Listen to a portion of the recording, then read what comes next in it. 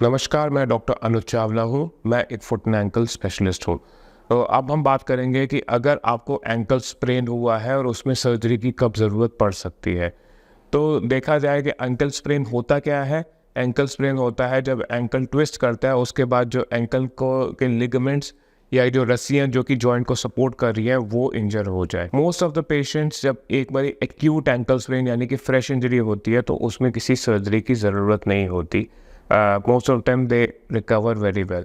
सिर्फ कुछ केसेस में जब ग्रेड 3 एंकल स्प्रेन है, जब इम्पैक्ट ऑफ इंजरी ज़्यादा सिवियर है और पेशेंट अगर एथलेटिक है, पेशेंट को अगर है कि उसको कॉम्पिटिटिव स्पोर्ट्स में जल्दी रिटर्न करना है और तब हम एमआरआई करके देखें कि लिगामेंट पूरी तरह टूटा हुआ है, तब सर्जरी की ज़रूरत पड़ती है। Otherwise as a rule acute ankle sprain में मैं जनरली सर्जरी एडवाइस नहीं करता और अगर कुछ भी हो तो मैं जनरली उनका एमआरआई भी रिकमेंड नहीं करता। कोई भी और चीज़ अगर आप सस्पेक्ट कर रहे हो, जैसे टेंडन टेयर है या फिर कोई कार्टिलेज का डैमेज है या कोई हल्का फुल्का फ्रैक्चर है, तो डेफिनेटली फर्दर इन्वेस्टिगेशन ज़रूरी होती है। अदरवाइज एंकल स्प्रेन में एक्सरे में अगर कोई फ्रैक्चर नहीं है तो उसके अलावा मेरे हिसाब से कोई एक्यूट केसेस में ज़रूरत नहीं पड़ती। जब एक एक्यूट एंकल स्प्रेन होता है तो 70 to 80% तो विदाउट एनी ट्रीटमेंट या with minimal treatment he settle हो जाते हैं, लेकिन तो 20 to 30% पेशेंट्स ऐसे होते हैं जिनको एंकल के लिगामेंट में दर्द हमेशा रहता है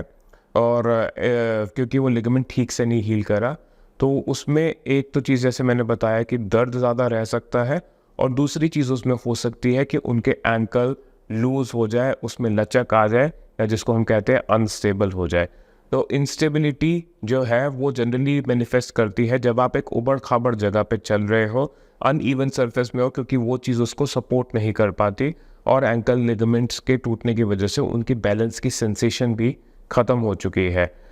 दूसरे एक और टाइप की इंस्टेबिलिटी है जिसको हम कहते हैं फंक्शनल इंस्टेबिलिटी, जो कि पैर की मसल्स की कमज़ोरी की वजह से होती है और वो जनरली तब आती है जब आप बहुत ज़्यादा चल लें। तो अगर किसी को फंक्शनल इंस्टेबिलिटी है, ज़्यादा चलने के बाद पैर ट्विस्ट कर रहा है या वीक हो रहा है, तो उस केसेस में मोस्ट ऑफ द टाइम्स हम रिहैब या फिजियोथेरेपी करते हैं। सो अगर आपको ये सारे सिम्टम्स है, क्रॉनिक एंकल स्प्रेन है और ये सब आप को परेशानी हो रही है, 2-3 महीने हो चुके हैं, first line is still rehabilitation यानी कि स्ट्रेंथनिंग एक्सरसाइजेज, जिसमें कि हम मसल्स को स्ट्रेंथन करते हैं, आपकी बैलेंस की सेंसेशन को इम्प्रूव करते हैं और ये करना होता है कम से कम 6 से 12 हफ्ते के लिए, यानी कि 2 से 3 महीने तक आप ये फिजियोथेरेपी करते हैं। इससे अगर सेटल हो जाता है तो बहुत अच्छी बात है।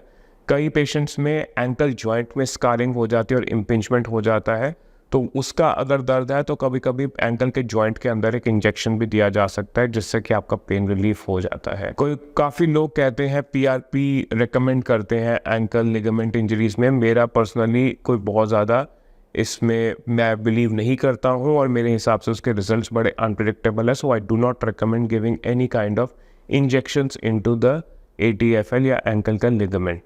तो अगर आपका इंजरी हो गया है, आपने रिहैब भी कर दिया और आपको फिर भी इम्प्रूव नहीं हो रहा है, तो उसमें या तो आपको इंस्टेबिलिटी परसिस्टेंट है यानी कि लचक परसिस्टेंट है या दर्द परसिस्टेंट है, तो उस केस में सर्जरी की ज़रूरत पड़ती है। सर्जरी में जनरली हम करते क्या है कि हम दूरबीन से इस जोड़ की सफाई करते हैं एंकल की और फिर लिगामेंट्स को हम रिपेयर करते हैं।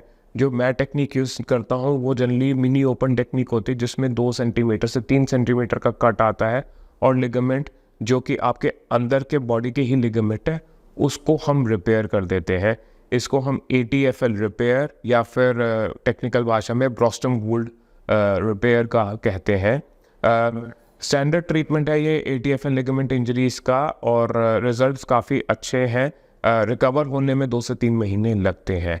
कुछ केसेस जो कि ज़्यादा अनस्टेबल है या फिर जिनको कॉम्पिटिटिव स्पोर्ट्स में वापस जाना है, उसमें हम एक और एक्स्ट्रा लेयर ऑफ रीइंफोर्समेंट करते हैं, जिसमें एक रस्सी की तरफ होती है एक थ्रेड जिसको फाइबर टेप कहते हैं, उससे हम लिगामेंट को और रीइंफोर्स करते हैं और इस टेक्निक को कहते हैं internal bracing.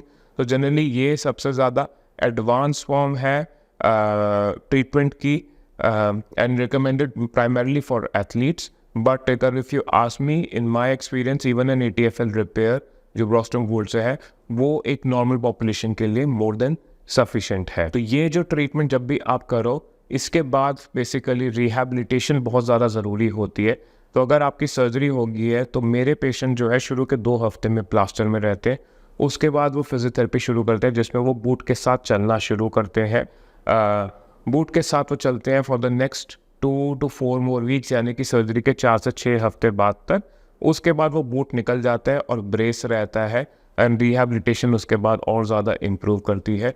Recovery normally most of the patients होते 3 महीने में नॉर्मल चलने लग जाते हैं, और जो स्पोर्ट्स है वो थोड़ा वेरिएबल होता है, 3 to 6 मंथ्स लग जाते हैं। स्टिफनेस एक बहुत बड़ा रिस्क होता है ऐसे केसेस में, और इसीलिए बहुत ज़्यादा ज़रूरी है कि हम रिहैबिलिटेशन करें ताकि एंकल की मूवमेंट अच्छी हो और स्ट्रेंथ भी वापस आए। सो ये था ATFL या एंकल स्प्रेन की सर्जरी के बारे में। तो अगर आपका किसी जान पहचान वाले को कोई भी ऐसी प्रॉब्लम है जिसमें स्प्रेन के बाद ठीक नहीं हो रहा, तो आप ये वीडियो ज़रूर उनके साथ शेयर कर सकते हैं। Thank you very much.